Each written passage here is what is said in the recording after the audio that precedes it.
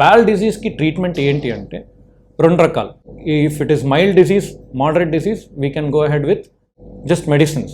ఆ మెడిసిన్స్తో మనం regular checkup follow up 6 monthly లేకపోతే 1 yearly ఎకో ఈసీజీ చేయాల్సిన అవసరం ఉంటుంది. కొందరికి సివియర్ డిసీజ్ ఉన్నప్పుడు మనం హార్ట్ వాల్వ్ సర్జరీ చేయాల్సి పడుతుంది. హార్ట్ వాల్వ్ సర్జరీ అంటే రిప్లేస్మెంట్, ఉన్న వాల్వ్ని మనం తీసేసి కొత్త వాల్వ్ పెట్టాలి. ఎలాంటి వాల్వ్స్ ఉన్నాయి మార్కెట్లో? మనకు 2 రకాల వాల్వ్స్ ఉన్నాయి మెయిన్లీ. ఒకటి మెకానికల్ వాల్వ్, ఒకటి టిష్యూ వాల్వ్. మెకానికల్ వాల్వ్ అంటే మన మెటల్, స్టీలు, నికెల్, అలాయ్స్తో తయారు చేసిన వాల్వ్. టిష్యూ వాల్వ్ అంటే అది మన ఆవు లేకపోతే పంది గుండెంచి తయారు చేసిన వాల్వ్. ఈ రెండింటికి ఏంటి డిఫరెన్స్? మెకానికల్ వాల్వ్ అంటే దానికి లైఫ్ లాంగ్ ఉంటుంది, దగ్గర 25 to 30 years ఉంటుంది. కానీ దానికి మనం ఒక మందు వాడాల్సి వస్తుంది, యాంటీకోయాగులెంట్స్ అంటాం. సో ఈ యాంటీకోయాగులెంట్స్ వల్ల మన రక్తం చిక్కిపోదు. సో పల్సంగా ఉన్న రక్తం మనకు బ్లాక్స్ క్రియేట్ అవ్వదు, అంటే రక్తం గడ్డ కట్టుకోదు.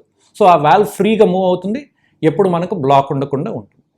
ఈ మాత్రలు ఎప్పుడు రోజు తీసుకోవాలి అండ్ లైఫ్ లాంగ్ తీసుకోవాల్సి వస్తుంది. దీన్ని కొన్ని పథ్యాలు ఉంటుంది. ఫర్ ఎగ్జాంపుల్ ఆకుకూరలు మానేసేవాలి, టొమాటో తగ్గించాలి, క్యాబేజీ, కాలీఫ్లవర్ మానేసేవాలి. ఇవన్నీ పథ్యాలు మనం లైఫ్ లాంగ్ ఫాలో అవ్వాలి. ఇంకొకటి ఏంటంటే టిష్యూ వాల్వ్. టిష్యూ వాల్వ్ది ఏంటి అడ్వాంటేజ్ అంటే ఈ బ్లడ్ థిన్నర్స్ మనకు అవసరం లేదు. ఫస్ట్ 3 months మేము పెడతాం, దాని తర్వాత అవసరం ఉండదు.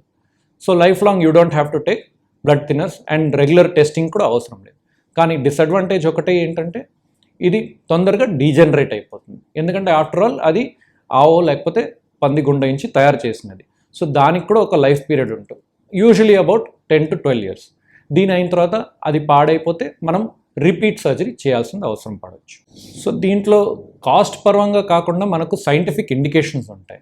Usually below the age of 55 years మనకు మెకానికల్ వాల్వే బెటర్. ఎందుకంటే ఒక పర్సన్ది life expectancy, for example in India it is somewhere around 60 to 65. So ఆ లైఫ్ ఎక్స్పెక్టెన్సీ దాకా వాళ్ళకి పనిచేయాలంటే వీ ప్రిఫర్ మెకానికల్ వాల్వ్స్.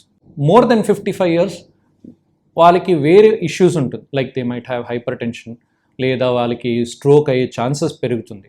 అందువల్ల ఈ మెకానికల్ వాల్వ్ అండ్ యాంటీకోయాగులేషన్ అంత మంచిది కాదు వాళ్ళు ఆ ఏజ్ గ్రూప్కి. And their life expectancy is also lesser. So to avoid the complications of medicines like anticoagulants మనం టిష్యూ వాల్వ్స్ ప్రిఫర్ చేయాలి.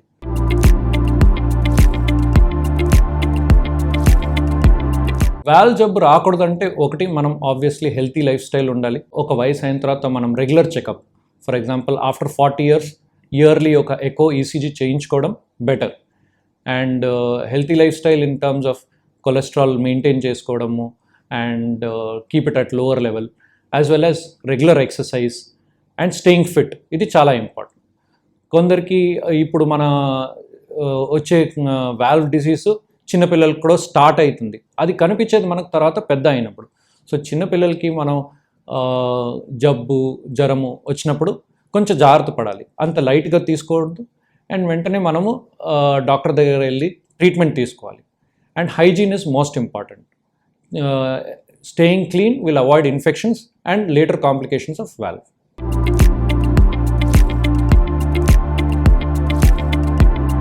సో చిన్నపిల్లలు వాళ్ళు మనకు ఆయాసం అని చెప్పలేరు, బట్ వాళ్ళకి ఏం జరుగుతుందంటే మనం నోటీస్ చేయాలి. వాళ్ళు ఏదో ఆడుకునేటప్పుడు సడన్గా కూర్చునేస్తారు.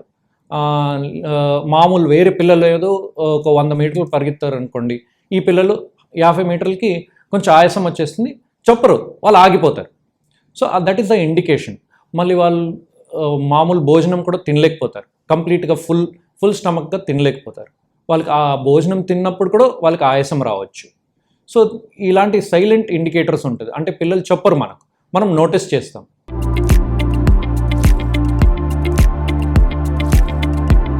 ఇప్పుడు మనకి ఏ సిమ్టమ్స్ లేదు అంటే నేను చెప్పినట్టు ఒక 40 years తర్వాత ఇయర్లీ ఎకో ఈసీజీ చేయించుకుంటే always better, along with cholesterol levels. Symptoms ఉన్నాయంటే డెఫినెట్లీ ఎవ్రీ 6 monthsకి మనం ఫాలోఅప్ అవ్వాలి. అంటే సిమ్టమ్స్ ఉన్నాయి కానీ మనకు సివియర్ డిసీజ్ లేదు అంటే ఫాలోఅప్ ఎవ్రీ 6 months ఒక ఎకో చేయించుకోవాల్సిన అవసరం ఉంటుంది.